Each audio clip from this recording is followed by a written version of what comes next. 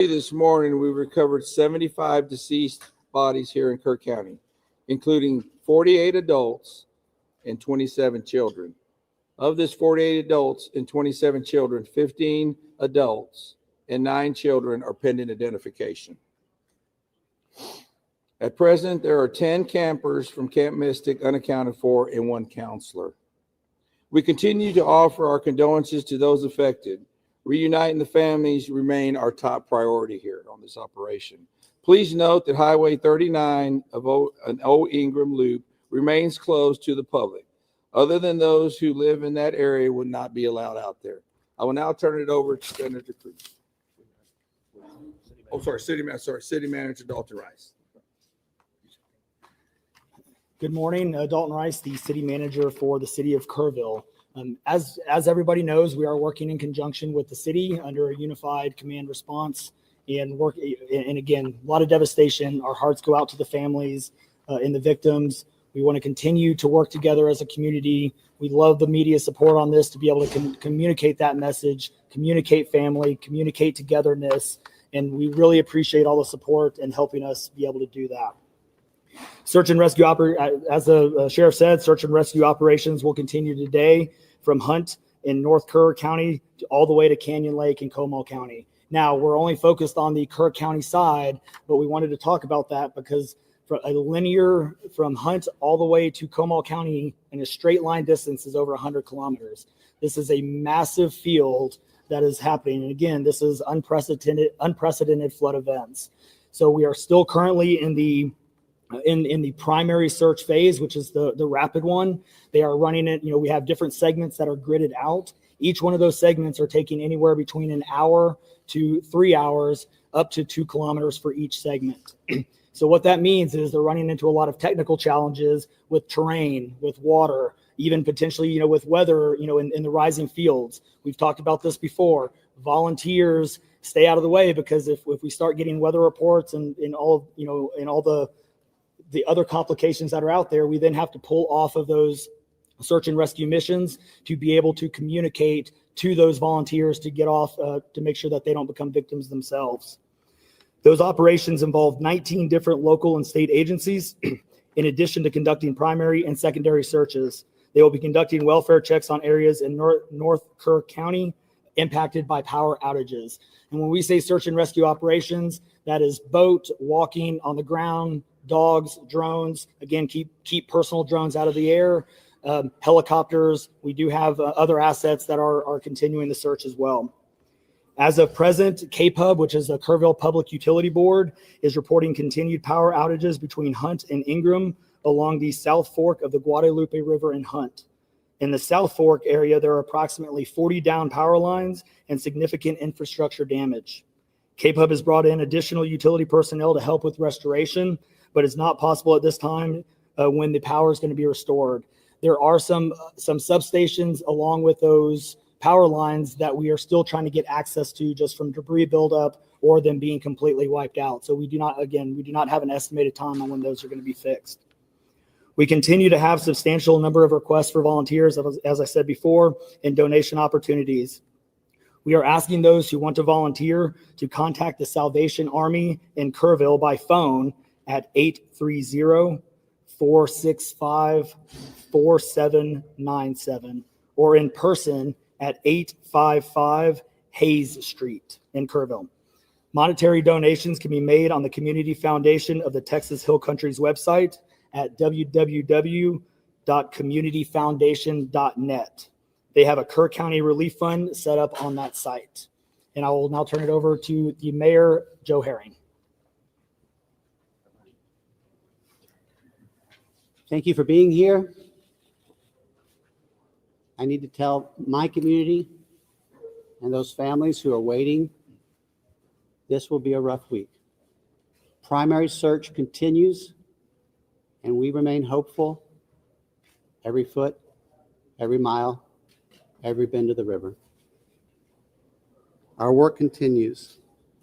You need to know that we have been blessed with help from the community, from the state, and the nation. We have trained experts who are helping in this effort. If you want to volunteer, it is important that you contact Kerrville Salvation Army and register. Dalton gave that number, but I'm going to give it again. 830-465-4797. We need focused and coordinated volunteers, not random people just showing up and doing what they do. We need to work together. As Dalton said, donations have been flowing in from around the world to the Community Foundation. Again, that website is communityfoundation.net. Please follow the City of Kerrville's Facebook page for updates. They're accurate. We take a lot of time to make sure we send out information that will be helpful, not only to residents, but to those who are visiting. I've said this 100 times, and I will say it again. We need your prayers. We need your prayers. Thank you. And now, Senator Ted Cruz.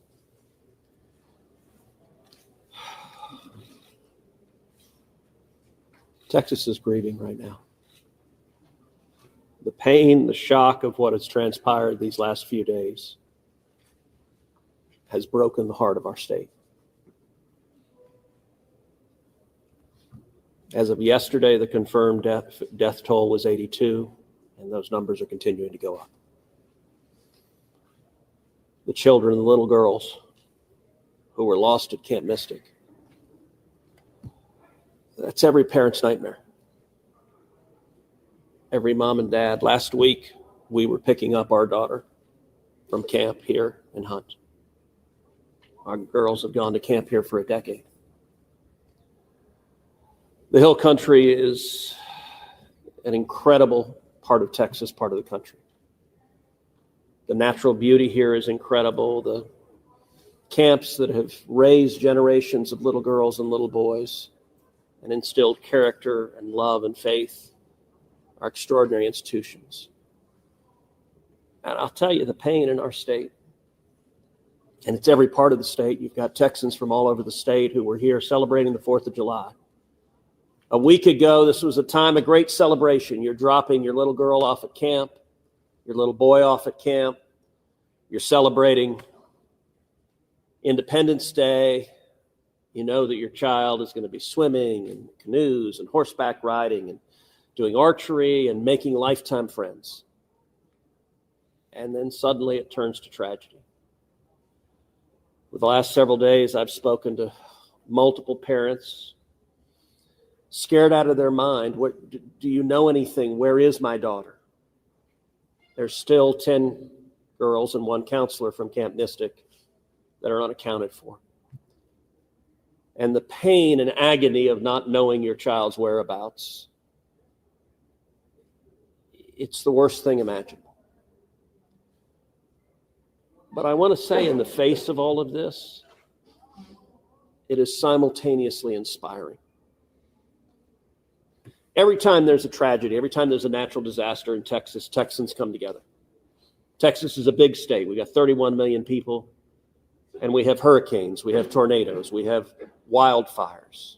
Tragedies hit this state, natural disasters hit this state, and without fail, 100 out of 100 times when that happens, we see Texans coming together, helping each other, engaging in acts of heroism. There have been over 850 high water rescues since this flooding began. 850. You look at extraordinary stories of Eagle Scouts pulling campers out of harm's way. I was just hearing a story of one counselor whose head was right at the water holding up 2 mattresses with campers on those mattresses. That kind of courage, that kind of selflessness. And then there are the first responders.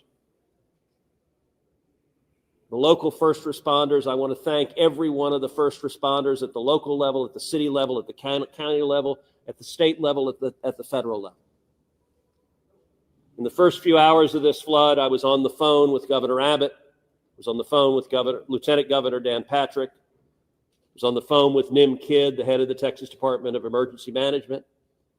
And then I called President Trump. I called President Trump. He was having dinner at the time. It was still early in what was transpiring. And I wanted him to know, I said, Mr. President, everything we're hearing right now, this appears to be bad, really bad. There may be a very significant loss of life unfolding right now in Texas. And I will tell you, the president said, Ted, anything Texas needs, the answer is yes. Whatever assets you need, whatever resources you need, yes, let us know, and we will provide everything. Within hours, we had helicopters, over a dozen helicopters in the air. National Guard, DPS, game wardens, Coast Guard, doing search and rescue, reaching down. We've all seen the videos of little girls being pulled up, hoisted out of harm's way. Incredible courage and heroism. Search and rescue is the first stage, but the process of coming together and rebuilding is going to take longer. And I will say to all the grieving families, to all of those who've gotten the worst news imaginable, that your little girl, she's gone. I will say for many of us, those are friends and neighbors who've lost children. Got multiple kids who go to school with my girls.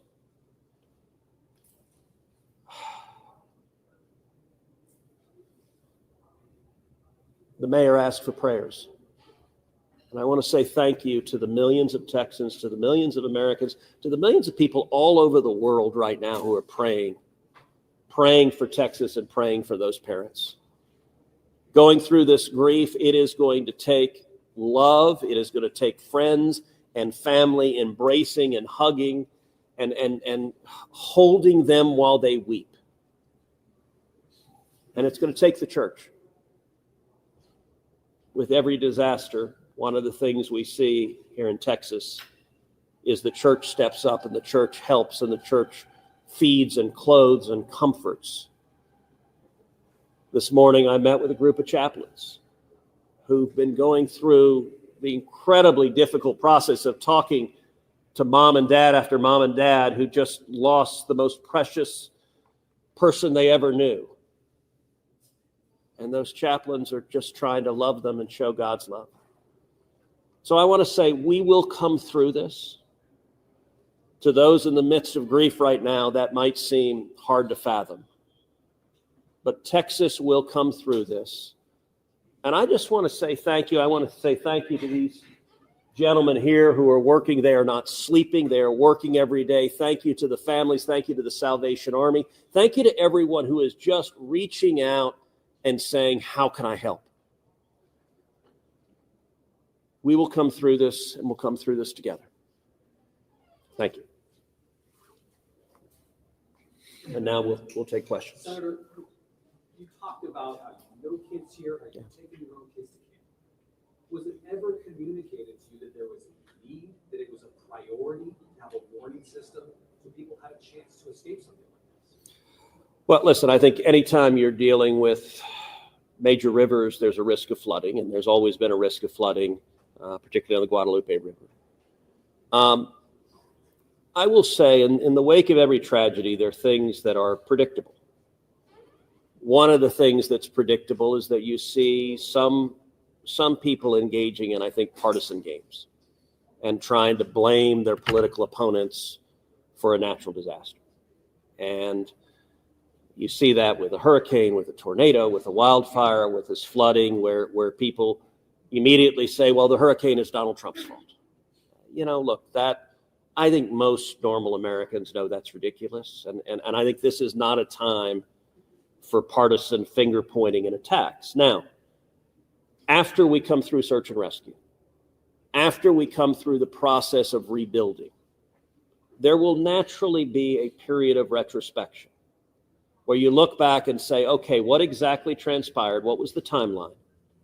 And what could have been done differently to prevent this loss of life? And that's a natural process. I think it should not happen in a bitter and partisan sense, but it should happen in a reasonable sense of saying, what lessons can we learn? And I will give an example. Houston's my hometown. If you live on the Gulf Coast, we get hurricanes. That's part of living on the Gulf Coast as hurricanes hit. And I do think Texas as a whole has learned over time how to deal more effectively with hurricanes. And so you look here, we know the National Weather Service put out an emergency warning just after 1 a.m. and a second emergency warning just after 4 a.m. Now, obviously, most people at 1 a.m. and 4 a.m. are asleep. And so I think we will have a reasonable conversation about, A, are there any ways to have earlier detection? And some of that, the limits of a flash flood, they're very difficult because they can arise so quickly. But everyone would agree in hindsight, if we could go back and do it again, we would evacuate particularly those in the most vulnerable areas, the young children in the cabins closest to the water. We would remove them and get them to higher ground if we could go back and do it again. Obviously, everyone would. The people in RVs by the river's edge. We know in disasters like this, RVs and mobile homes are particularly susceptible, whether a flood or a hurricane or a tornado, they're particularly susceptible to that. And so my hope is, in time, we will learn some lessons to implement to next time, and there will be another flood, there will be another disaster. But next time there's a flood, I hope we have in place processes to remove especially the most vulnerable from harm's way. But I think that's going to be a process that will take a careful examination of what happened and how can we implement processes better in the future to prevent this same loss of life. Senator, there were claims that the National Weather Service sent that first flash flood warning that should have alerted phones at 1:14 in the morning. But we have a federal public database maintained by PBS Warn, that says the first emergency alert wirelessly here in this area to Kerr County was not until after 9 a.m. That was more than 4 hours after the severe flooding had come to this area. Did you know that? Have you seen that? And what's your response, knowing the state and cuts to the NWS in recent months by this administration? So I don't know the source for what you're saying. All of the public reporting I've seen is that there were two alerts that went out, one just after 1 a.m., one after 4 a.m. You know, I can tell you, I talked about the partisan finger pointing. I think there have been some eager to point at the National Weather Service and say cuts there led to a lack of warning. I think that's contradicted by the facts. And if you look at the facts in particular, number one, that these warnings went out hours before the flood became a true emergency level. But number two, the National Weather Service here, New Braunfels is where they were headquartered. They had additional manpower. In fact, they had 3 additional people working that night, anticipating that it was going to be a very dangerous weather situation. I also think it's worth noting that the National Weather Service Union, which has been very critical of the DOGE cuts, has publicly said that they don't believe that the reduction in staffing had any impact whatsoever on their ability to warn of this event. And so, look, I think it is reasonable over time to engage in a retrospective and say at every level what could have been done better, because all of us would want to prevent this horrific loss of life. But I think just immediately trying to use it for either side to attack their political opponents, I think that's cynical and not the right approach, particularly at a time when we're dealing with a crisis and we're dealing with grief. But does this make you question whether there should be cuts at the National Weather Service and FEMA? I know you've been supportive of FEMA. Look, I am very supportive of FEMA. I'm very supportive of the National Weather Service. They both perform essential roles, and I think it is critical in every federal agency, particularly when you're dealing with public safety, that we make sure that critical roles are maintained. That's a longer and broader discussion, but as I said, everything from the public evidence indicates that was not a contributing factor to what occurred here. Is it possible to get Dalton in just to talk about that and the National Weather Service alert? Because there were escalating forecasts throughout the day from the National Weather Service. What did the emergency managers of the county and other local officials do with that information, starting at 1:15 and onward, where you had the dire river forecast at 6:30? Were emergency managers doing anything to put any processes in place to warn people on the river? So overall, we were preparing for the July 4th, weekend. So we had National EMR on site. We were, basically stood up kind of a incident command post, if you will, to prepare for that event. So everybody was kind of up looking at weather. We looked at the weather before. When you looked at the National Weather Service, flood map, it spanned all the way from the west side of Texas, with Kerr County kind of being in that upper northeast corner of it. And so everybody, including the National Weather Service, was looking at where's the rain going to hit. We know it's somewhere in here, but with rain, especially when you're dealing with terrain, you got to figure out. Sometimes you don't know until it falls. So once it starts falling, then you got to figure out, okay, how's the watershed going to do this? How's the science going to work? And when you had that north and south fork that we had talked about before, it all converged into one. We do know that a lot of the camps were looking at this just as much as as everybody was. With the rainfall percentages, even the National Weather Service had looked at, and don't quote me on the numbers, but it's anywhere between 1 to 7 inches. We got significantly over that. And again, when it goes into very congregated areas and how that watershed shifts into the rivers, that impacts things. And so the camps, obviously, we've heard stories where campers were getting up. They were up at 3:30 in the morning. They were trying to move to higher ground. That's the and the other interesting part of the terrain, and we've talked to UGRA folks as well. This is the headwaters of the Guadalupe. This is the beginning. This is where everything forms when it comes into the North and South Fork. And so as those things develop, it develops very rapidly, very quickly. And this rose very quickly in a very short amount of time. And so those campers that were able to do that, it worked. There's been the other question, I'll just give this one out. Evacuations. Well, why don't we evacuate? Well, evacuation is a delicate balance, because if you evacuate too late, you then risk putting buses or cars or vehicles or campers on roads into low water areas trying to get them out, which then can make it even more challenging, because these flash floods happen very quickly. It's what. And so we saw that in 1987. Was there any discussion about evacuation earlier when it wasn't too late? Was there any discussion about that among the officials? Sorry, repeat your question. Was there any discussion to evacuate or activate any emergency plans before it was too late, where it would be very dangerous like that? Well, so again, just like disasters in Texas everywhere, it's very tough to make those calls, because what we also don't want to do is cry wolf. We don't want to make sure that we activate it at the right time. It is very difficult, very challenging, especially with this. We're looking at 100 kilometers, right? That's a big straight line distance. That's not even along the river. These areas take a lot of time to get out to.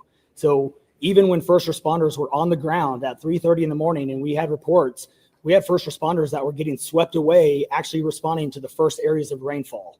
That's how quick it happened. First responders who have experience, who are Swiftwater qualified, were driving as soon as the rain started falling, were driving to these areas, and one of them got swept off the road. Well, if it doesn't run out of One time, last question, everybody, one last question.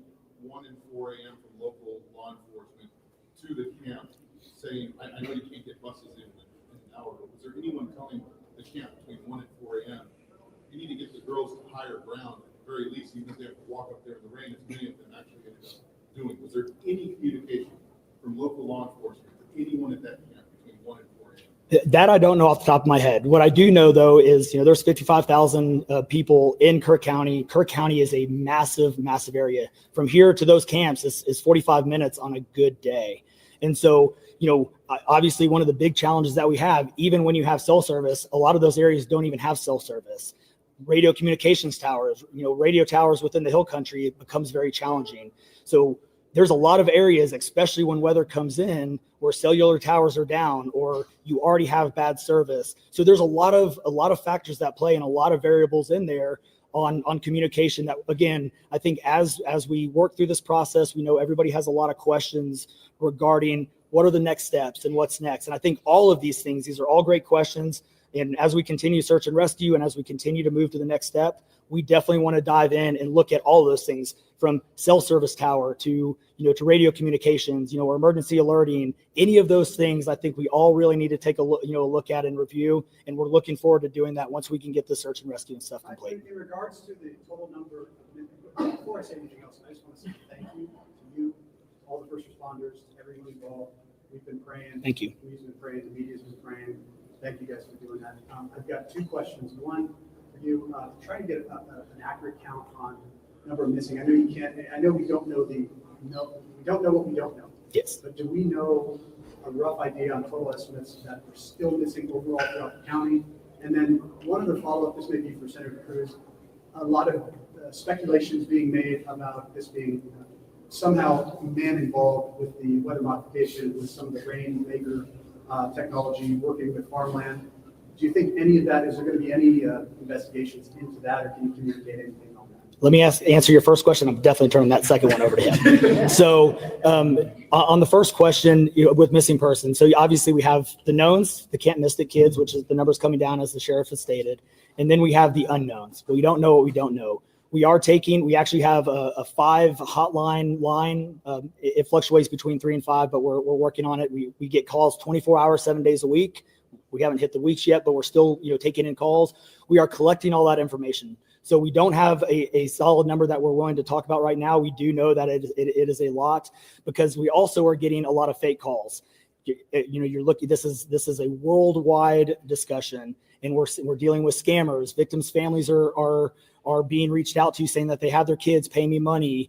It's heartbreaking. It's absolutely heartbreaking. We're dealing with, with mental health issues where people are calling saying they have visions.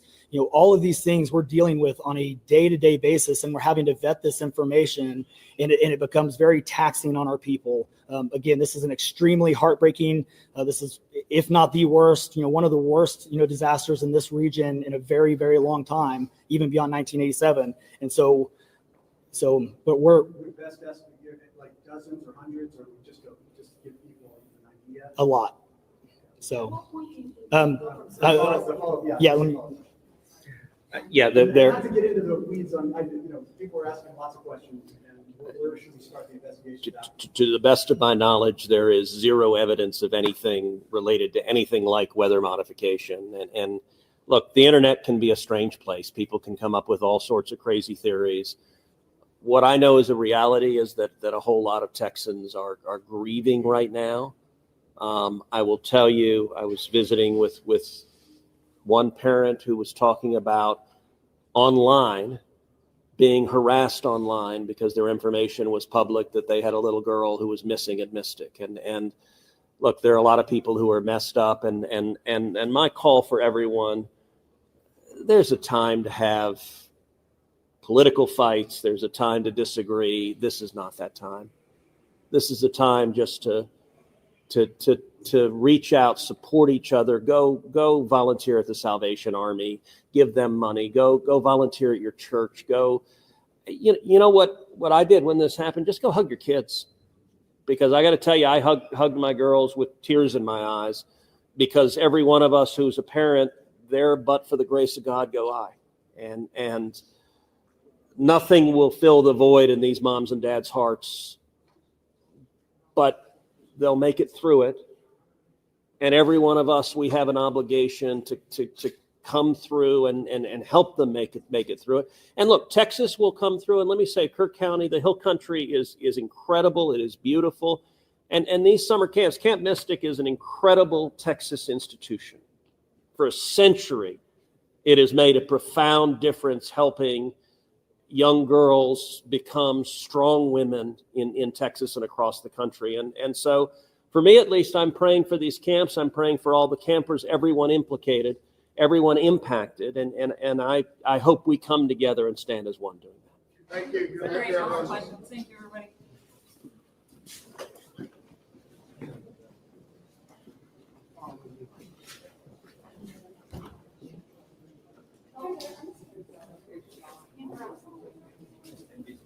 Hey, good morning, folks. If you were not here earlier, I put out some housekeeping notes. I want to repeat that.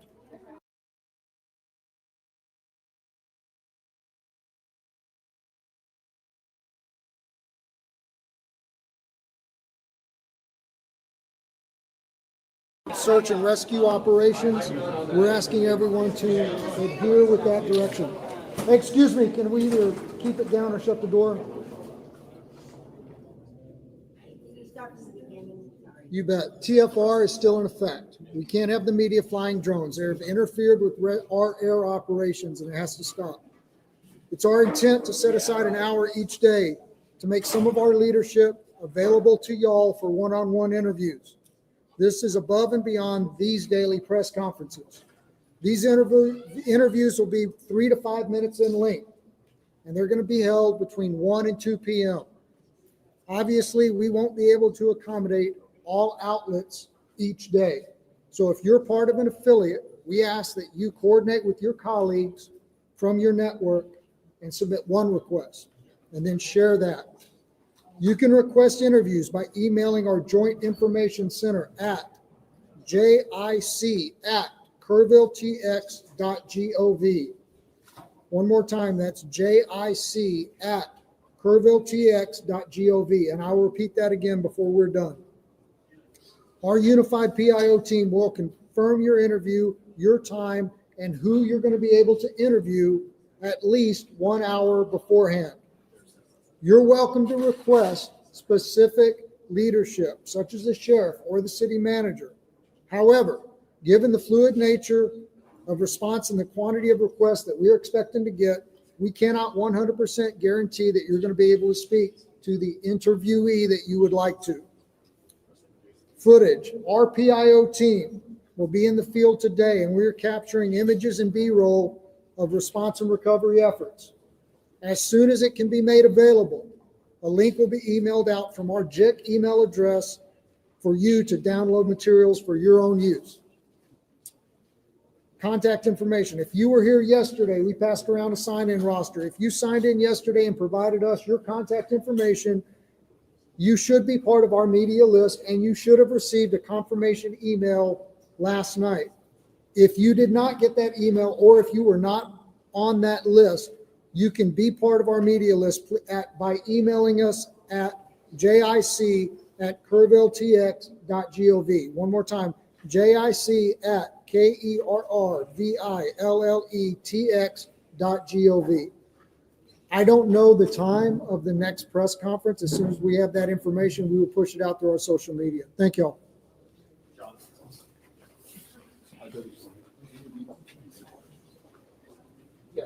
So go ahead and just send it. Yeah, so we're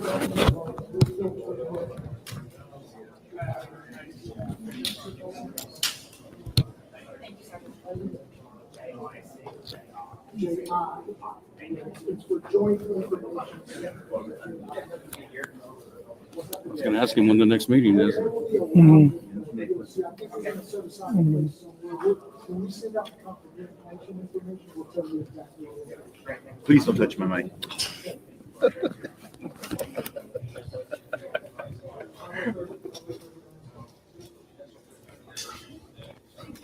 It's fine.